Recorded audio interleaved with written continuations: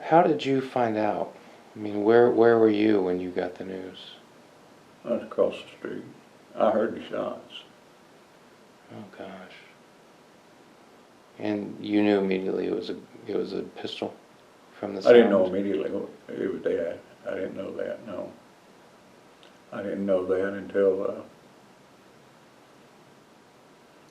Mother took off running, and the Baptist preacher caught her, met her on the road and brought her back to the house. We was at my grandparents' house, which was just across the cemetery from where this happened. And when you heard those shots, did you respond at all? I mean, obviously you didn't know what it was immediately. I can't remember exactly what I did. Yeah. I remember what others were doing around me, but I don't remember what I did. Did it feel like chaos all of a sudden? Oh, it was chaos. Yeah. It was absolute chaos. I remember I was very concerned about my mother. I was trying to get everything figured out in my head what was going on. I guess the only thing I could say. And, what do you remember about your mom at that, I mean, how would you describe her at that time? You mean before it happened or after that? Well, I mean, I guess maybe both. I mean, how would you describe her as a person, and then how would you describe her My mother response? was a wonderful woman. She was Yeah. a very, very strong Christian woman. Yeah. And very hard-working Christian woman. And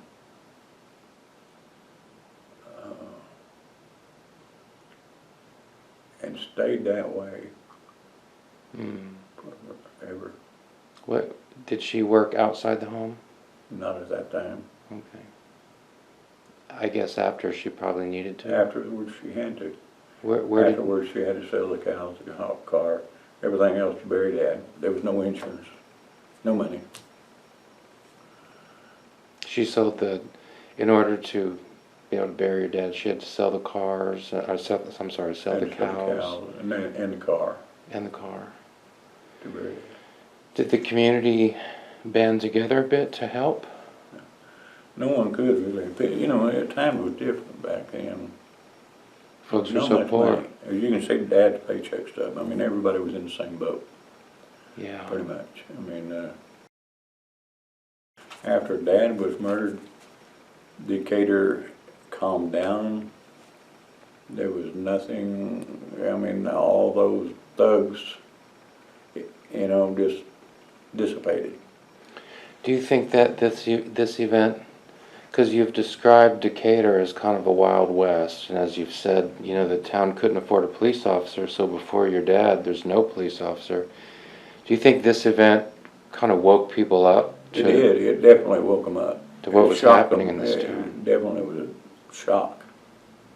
Yeah. To them.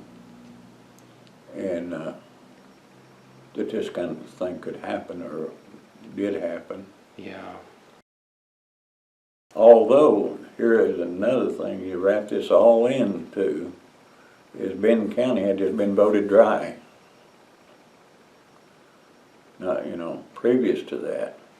So these guys that was troublemakers was drunks, pretty much. I'm just going to call it like I said. Sure, yeah. And they was mad about no bars, they had to bootleg and they were bootleggers, And so that fed into the problem as well. That's why Decatur was kind of got in a little wild, Okay, yeah, so these drunks, now that Benton County's dry, they can't get their booze easily, so that makes their life more complicated. They have to go to Oklahoma or Missouri now. And back then, of course, it's going to take longer to get to those places than it is now. Which caused them to bootleg. Dad had to fight bootleggers coming in. So to people like this, your dad represents the end of them getting to do whatever they want to do. Yeah.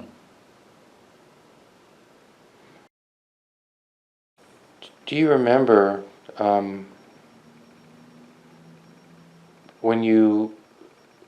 the point when you realized that the gunshots you heard were connected to your dad? Do you remember when you learned that? What can you describe that moment? What was happening?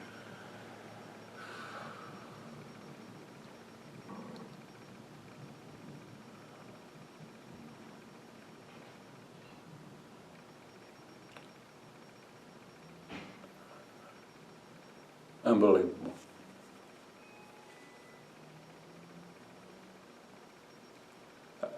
I didn't think anybody could take out Dad.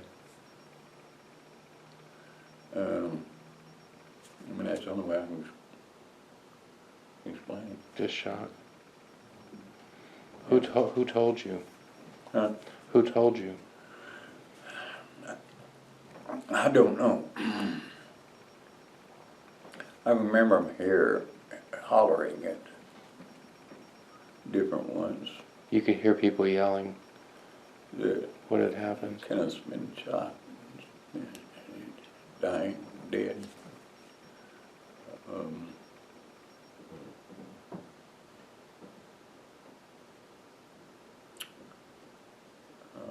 That's about it.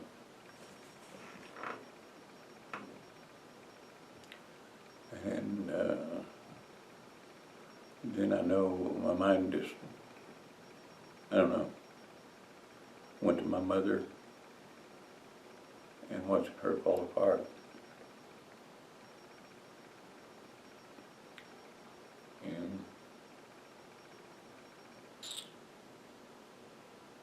that's where it went. Did folks come over to your house? Did folks from the community come to your house? Mm-hmm. Oh, yeah. Yeah. So this happened almost 72 years ago. Yeah, June 5th, 1951, and this is May the 4th of 2022, so yeah. How often would you say that in one way or another your dad has gone through your mind since that time? Every day.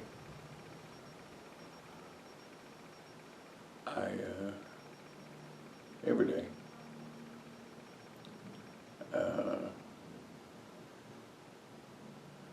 Yeah, you know, back then there wasn't a diagnosis for PSD or whatever. PTSD? PCSD. Yeah, yeah. But I'm sure I had it. And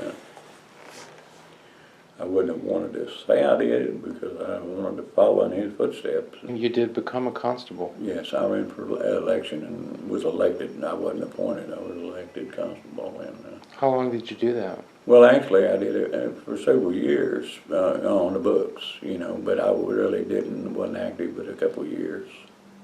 Did you do that? Yeah. Because of your dad? Because of Dad. I did it because Dad didn't get to make it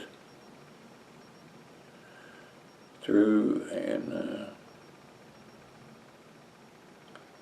I felt like I needed to for him, and to find out what I could, and without living it, I couldn't find out a lot. And, you know, I felt that way. So part of what motivated you to run for constable and then you're elected was to try to experience a little bit of what your dad experienced when he was on that job? Yeah. Yeah, without it actually experiencing it, you always kind of wonder, you know, about what. Of course, I did not go through the same thing he did. I didn't have it. It wasn't even near the problems he had dealing with it. Not anything close, but at the same time, I felt that need. Dad never shot a man. He wasn't gun happy. I never shot a man. I wasn't gun happy. So, you know, nobody can ever say that. What went through your mind? So Cowart was sentenced to life in prison, but he didn't serve life. Like, he served about 12 years, is that right? I think that's about right. And then was out on parole? Yeah. And then he died a few years ago, is that right? Mm-hmm. When you found out that he had died, what went through your mind? Nothing really. Just almost honestly, a kind of indifference? Uh, Almost a kind of indifference? yeah. I mean, it was, God's the judge. Mm. Hopefully the man straightened his life up. Maybe he got right. I don't know. What do you want the world to know about your dad? That he was a very good man, that he was a stand-up guy, that loved his family, his community, and was always willing to lay his life down for it, and he did. Yeah. And that's exactly what happened. I mean, that was it. He laid down his life for his community. And what's right. You know, what's right is what Dad was about. What's right, not what's everybody wants necessarily, is what was right. Now, Dad was that way, and protect his family, and he loved his family. Mm. He did. I mean, I remember that so much about him.